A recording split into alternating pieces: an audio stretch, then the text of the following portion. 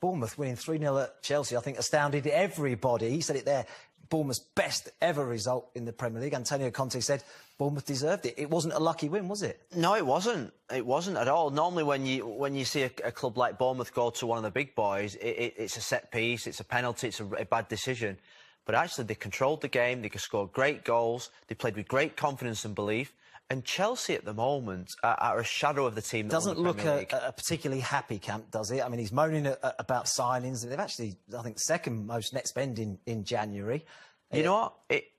He said about a happy camp. It's not a happy manager. You look at his face. You look at his demeanour on the touchline. He's lost that mojo that made him so good last year. What do you think? I mean, look, a lot of people are saying that at the end of the season, Antonio Conte is going to go. But there's rumours circulating today that it could even be before that, could even be this week. Or today. I mean, a result like that last night is a disaster for a club like Chelsea. They are slipping out of that top four. Tottenham are catching them. And when you see the quality of Tottenham and Arsenal below, look, I know they've bought Giroud and they've bought Barkley and they've brought a left-back from Roma. But you know what?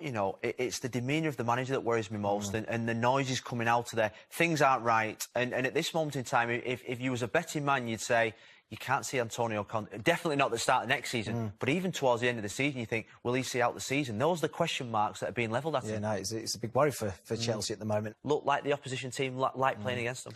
Rubbing salt into the winds as well when a former player goes and scores against them. And their joint heaviest defeat in the Premier League at home. Well, it's not good. It's not good. We spoke about Manchester United's performance and maybe they should start worrying. But Chelsea, I think, out the top six are the team that have to worry most at this moment in time. Are you worried about the size of the squad? Because Antonio Conte keeps making noises about Well, he said then there are situations that have caused this result. There's always something that is underlying to a result, and he's obviously not happy with what's going on in and around the club, the signings that are made. I think Giroud is a good sign. I think Barkley's a good signing. But he wanted more and he wanted better. He obviously went for a lot of centre-forwards. Dzeko was probably his #1 target. He didn't get him. I think Giroud is a good sign. I think he'll score goals. Giroud and Morata, I think that's a good combination or a good centre-forward pairing. And now I think he's just got to get on with it. Well, that semi-final defeat to Arsenal, I think that was a sign of things to come. It was a performance that had been coming. I think what we've seen this season from day one when they got beat by Burnley, the 3-0 down against Burnley on the first day of the season, I think from day one it hasn't been right. And I know they've had periods of good football and good play, but ultimately throughout the season, we've heard that Conte he's been making a lot of accusations about lack of signings, lack of a big squad. Everything's not going in our way. The players aren't doing the right things. They're not working as hard.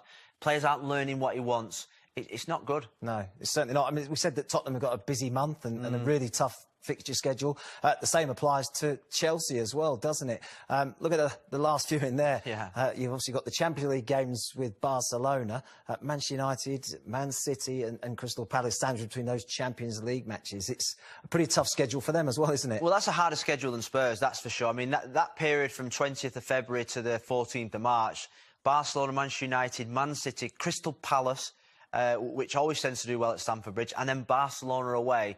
I mean, I think we'll know on the 14th of March where Chelsea's season's going, because at this moment in time, you cannot see them getting many points from them. Well, you can't see them beating Barcelona. No. On current form. Or City.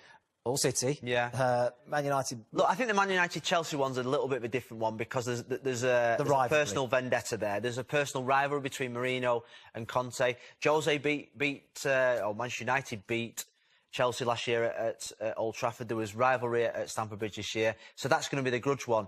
But he has to Mourinho would love that, wouldn't he? Oh, yeah. Yeah. Jose's waiting for that game. And I think if Antonio Conte doesn't go there in the right frame of mind with his team, then he could suffer another defeat. He's still popular, though, isn't he, with the Chelsea fans? Even last night, they were still singing his name. They still like him. Yeah, well, I think the fans probably think, well, I wonder why he's not happy. They won the league last year. I wonder why he's not getting the signings he wants. So maybe the fans are more worried or voicing their concerns against Roman Abramovich and the board rather than against the manager. Because I think that's the way that Antonio Conte is playing it in a public way.